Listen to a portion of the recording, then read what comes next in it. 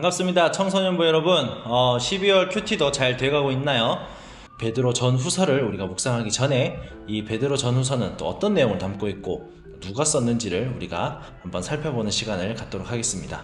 네, 베드로 전후서는 베드로가 이제 그리스도인들에게 변하는 편지입니다. 이 베드로 전후서 내용을 보면은 베드로의 언어가 굉장히 많이 등장하고 예수님께서 어떤 사역을 하셨는지 또 어떻게 사역을 하셨는지를 자세히 묘사하고 있는 점에서 베드로가 이 문서의 저자임을 우리가 알 수가 있습니다. 우리가 베드로의 일생을 잠깐 살펴보면 베드로는 벳세다라는 곳에서 태어났는데요. 이 벳세다는 섬은 아니고 해변 마을입니다. 바닷가죠, 바닷가. 지금 우리가 살고 있는 우리가 있는 송도와 굉장히 비슷한 동네라고 보면 됩니다. 어쨌거나 그 벳세다에서 이제 어부로서 삶을 살다가 예수님의 부르심을 받고 제자가 됩니다. 그래서 이 베드로는 예수님을 따라다니면서 기적과 또 말씀을 가까이에서 보고 들었던 인물이었으나 그 말씀에 대해서는 안타깝게도 깨달음이 없었습니다. 그리고 예수님을 위해 칼을 휘두른 다혈질의 인물이었고 또 당당하게 예수님을 부인하지 않겠다고 말했으나 그날 새벽 예수님을 3번이나 모른다고 부인을 하는 인물이죠.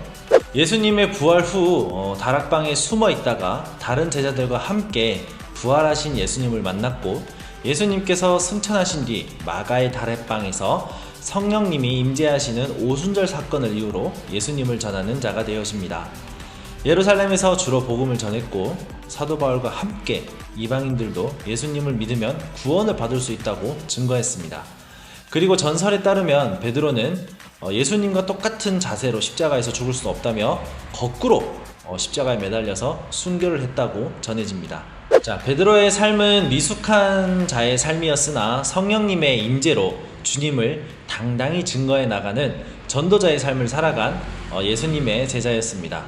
우리와 상당히 비슷한 부분이 많죠. 우리도 지금은 미숙할지라도 우리 안에서 역사하시는 성령님을 의지하여 그리스도를 드러내는 그리스도인이 되었으면 좋겠습니다.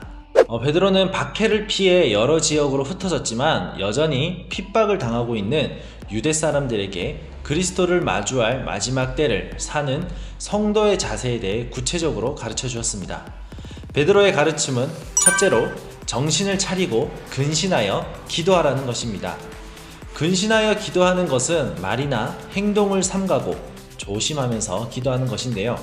그리스도인의 삶은 세상과 분별되어져 살아야 되는 것인 만큼 말이나 행동에도 굉장히 조심해야 되겠지요.